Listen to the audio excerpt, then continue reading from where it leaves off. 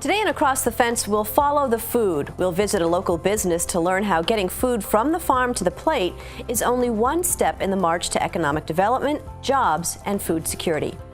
Good afternoon and thanks for joining us. I'm Judy Simpson. Chances are when you go to a restaurant, you'll hear the special of the day, but often you'll also learn where the food comes from.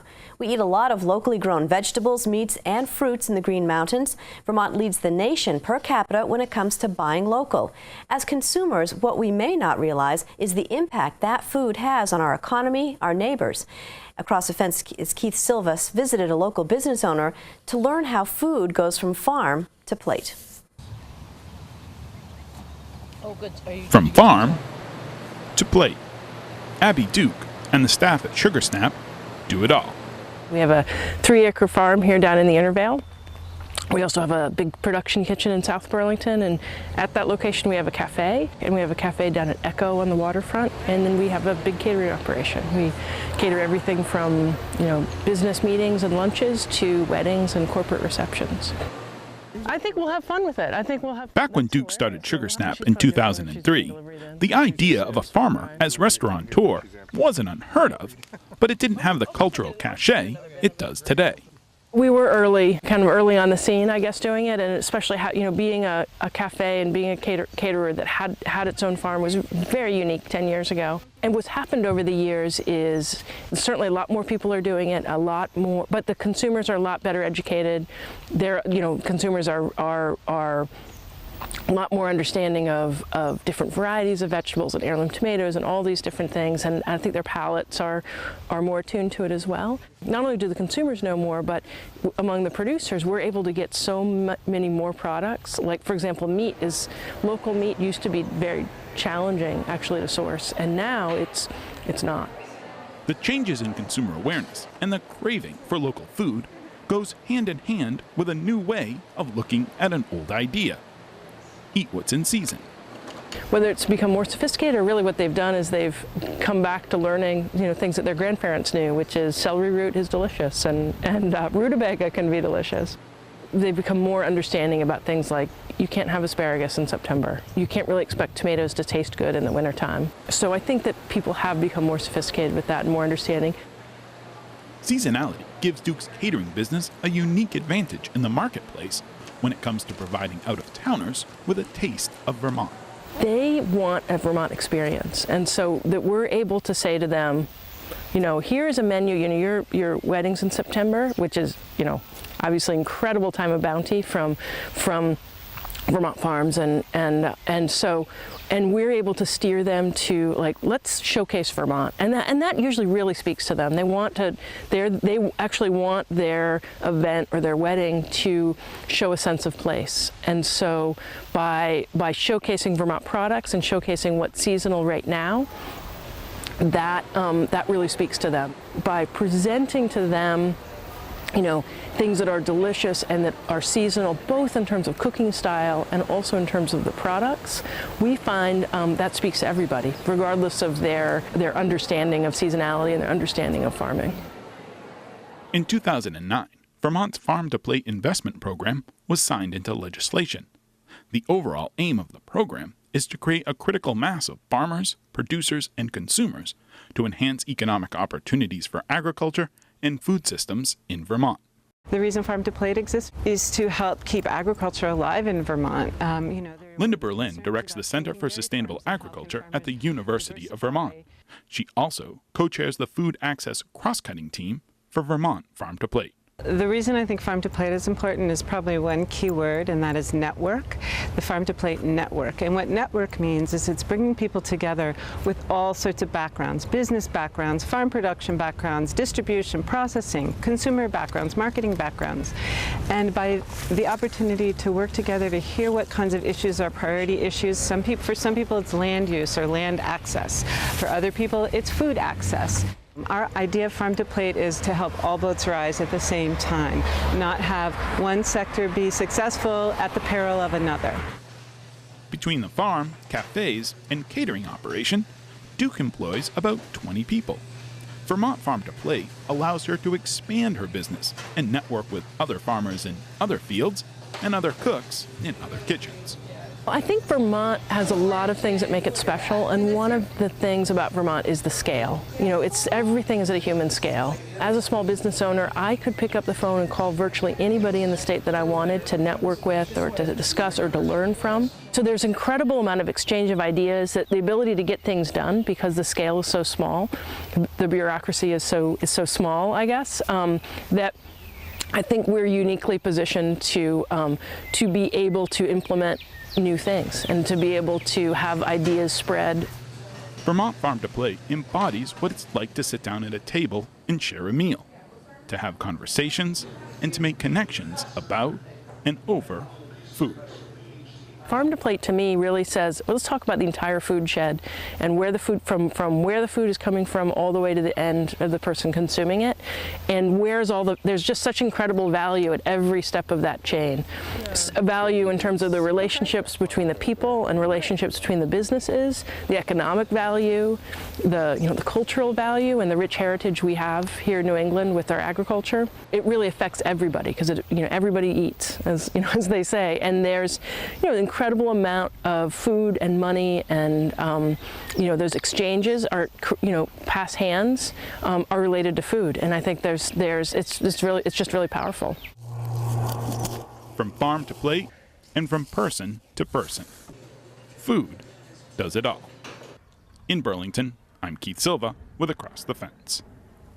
To find out more about Farm to Plate and how it impacts all of us, I'm joined by two guests. Ellen Kaler is the Executive Director of the Vermont Sustainable Jobs Fund, which put together the Vermont Farm to Plate Strategic Plan, and Rachel Carter is Vermont Farm to Plate's Communications Director. Welcome to both of you. Ellen, what are the goals of Vermont Farm to Plate? Well, the legislation outlined three main outcomes: to increase jobs in Vermont in our food system, to increase overall economic activity in the food system, and to ensure that all Vermonters had access to healthy, fresh, local food. Mm-hmm. Now, we heard in the video that consumers are savvier these days and there's a demand for local produce and foods. How does that change the supply and demand cycle? Well, one of the things that we've really seen, and Linda Berlin touched on this, is the power of relationships in our food system. So what we're doing in Farm to Plate is really helping people to reconnect with one another. And so the signals that then get sent from consumers to chefs, to category buyers in our grocery stores, the people that actually decide what kinds of fruits and vegetables to put on the shelves, for instance, what school food service directors choose to serve in our school cafeterias. All of those are based on a very dynamic relationship between what consumers want and what producers are able to create. And so when consumers are saying, I really want more local, fresh, healthy food, producers step up, they put more land in production, they hire more workers, there's more different types of food that are being produced, as Abby Duke mentioned, and then the consumers get to reap the bounty. It isn't a sort of a smooth transition, though. I mean, there are a lot of sort of bumps along the way. Maybe you can explain that for us. Well, the Farm to Plate network allows for a lot of different connectivity between all of these different components. So, for example, now you have the food service provider Sodexo at places like UVM, who's now able to connect with food producers of a much smaller scale that before were not able to do that. So and then you've got farm to school types of programs who need places to process some of the food that's gleaned from food rescue from farms at the end of the harvest season. And so they're able to use places like the Food Venture Center to produce frozen carrots and things that can go back to the schools. So there's a lot more connectivity that's happening because of Farm to Plate. So it sounds like it's just a matter of working it through, finding out what are some of the obstacles, how can you get around those obstacles. I mean, it could be as simple as transportation, I would imagine. Absolutely. I mean, one of the things that we're starting to really take a look at is how do we help local grocery store owners source more local food, and what are the barriers to actually doing that? Some of that is relationships. They don't actually know who to buy from. And some of it is regulation. Some of it is having a good consumer demand and saying that we want this food on the shelves and having good signage. 2/3 of all Vermonters buy all of their food at grocery stores. So if we're going to get to the farm to plate goal of getting from 5 to 10% local consumption of food, we're going to have to find ways of getting more local food into our grocery stores. I know you mentioned earlier that you're starting with locally owned stores. Why Sure. is that? Well, because of the relationships. The folks that are the Mahurons in Waitsfield, or Mike Cuomo from the Richmond Market, the folks at Shelburne Supermarket, for instance, they live here. And they're not part of a corporate chain where the decisions about where the sourcing of food comes from is not being made far away. And so we're able to build relationships with them to help make those connections, bridge those connections, do some matchmaking between them and local producers, so that they can then decide, okay, well, this time I'm going to try this kind of chicken, or this time I'm going to buy Bill Schuer's apples at Champlain Orchards because I know Bill, so I know I can get the supply I want. And that just then, once those relationships are made, we can step back. They just start to happen. And the other thing strategically is that our hope is that by increasing competition with independently owned grocery stores, it will have a ripple effect on the Shaws and the Price Choppers and the Hannafords in our region as well. And the Shaws and the Price Choppers and Hannafords, there is interest there, but they need to have a guaranteed supply. Right. And that lends itself to the technical assistance that's needed here on the ground in Vermont, because there aren't a lot of farms that can have that large amount of Right. supply. And so there's also that needs to be worked out, because there is the interest and the demand is going to continue. Let's sort of expand on that and say, okay, well, farmers now want to produce more produce, so they need more land and they need Correct. more people to work on that land, but then they have to pay the people. So it's complicated. It is, and wages in the food system, depending on the type of job, they can be definitely quite low. But there's also very well-paying jobs in the food system. Folks that are veterinarians, for instance, or people that are in marketing firms. I mean, part of what Farm to Plate is about is helping to illuminate all the different types of jobs that are available, and talking about how we need to help farms and food businesses become more profitable so that they can then turn those profits around and be investing in their employees, adding more jobs, improving wages, improving benefits. It's all part of the package. And I don't think people realize when they see local produce on the shelves, that means that there's a farm in business that Right. has animals, that has people, that use services, that buy equipment, that buy feed. Yeah, there's a huge ripple effect in the farm economy, and that's what we're trying to accelerate and accentuate by growing it, by strengthening it, by helping people to connect with one another more. And also, let's talk a little bit about access to local food and affordability. I think some people are under the impression that buying local food or organic food costs more money. Right. In some cases it does, and I think it is shaping how people are making decisions about how often they're buying meat, for instance. Maybe they're buying it 4 times a week instead of 7 times a week because their values is to source it more locally. In some cases, produce may seem more expensive on the shelf, but it's often picked at the peak of ripeness, and it's going to last longer in the refrigerator or on the counter, and it's more nutritionally dense because it is picked at that peak of ripeness, as opposed to picked when it's not quite ripe and it's then shipped across the country.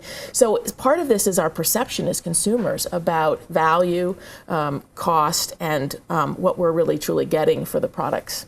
And some of the goals of Farm to Plate relate to food literacy and agricultural literacy, so that there is a lot of education happening on the regional level at the different food hubs and community-based food system organizations around Vermont on cooking and how to buy different types of food and how to use different types of food, and that relates to a lot of the different work happening in Farm to School, so that there is that demand on the young level of, well, I know how to use a rutabaga and I know how to cook with celery root, so that's also a part of the whole system. It sounds like it's just teaching people to kind of go back to their roots as far as the way things used to be. I mean, Exactly. people used to grow their own vegetables. Yes. Exactly. Yes. Yeah, and the entire food system has really consolidated over the last 40 years, and we've become more isolated from where our food comes from. And I think the power and the interest and the excitement of the local food movement is that people are relearning, and as Abby Duke said, their palates are expanding, and they're excited about that.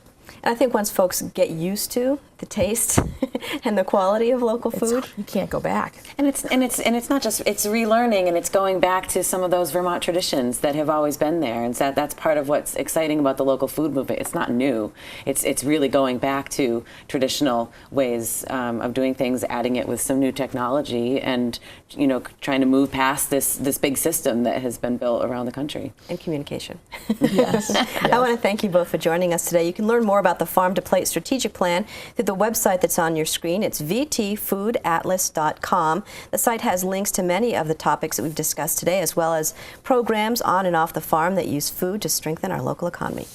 That's our program for today. I'm Judy Simpson. We'll see you again next time on Across the Fence.